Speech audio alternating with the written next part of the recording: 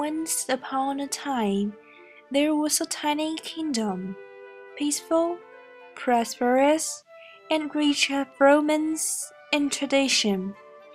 Here in a stately chateau, there lived or in a little potty cottage, there lived a hexen beast, a witch-like woman produces evil magic potion. Or a bloodbud, the big black wolf become violent when seeing red. Or a spinneted, a spider-like female obtaining young by sucking blood out of young men, like black widows in their world.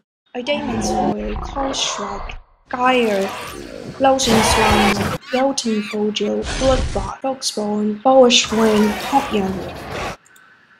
We know the stories, but do we really?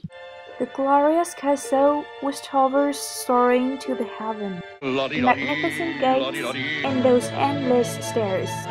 The dear fairy mother, and their magic before the clock strikes 12. The balls with the Prince Charming, Cinderella, Snow White, and the Sleeping Beauty. And of course, as always, the evil stepmothers in the story get severe punished as they deserve.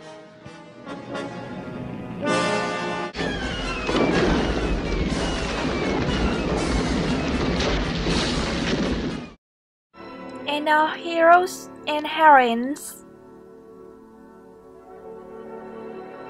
waking up by gentle kisses and married with all the best wishes from civilians.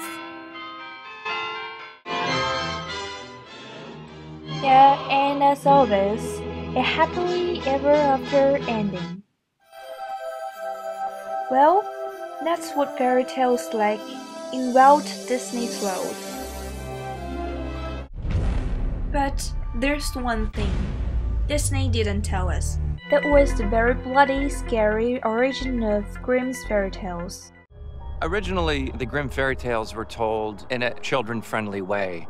And if you read them, actually, they're all pretty dark.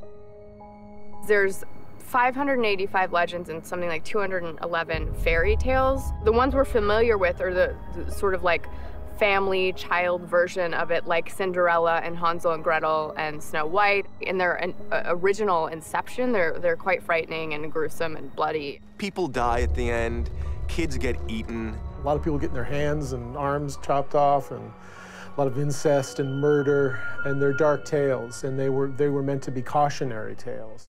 And even more than that, the deed of executing, stealing, and all those stereotypes. Are the Grimm keeping young children free from nightmares, or are they causing nightmares? This December, please look forward to Vera's documented writing.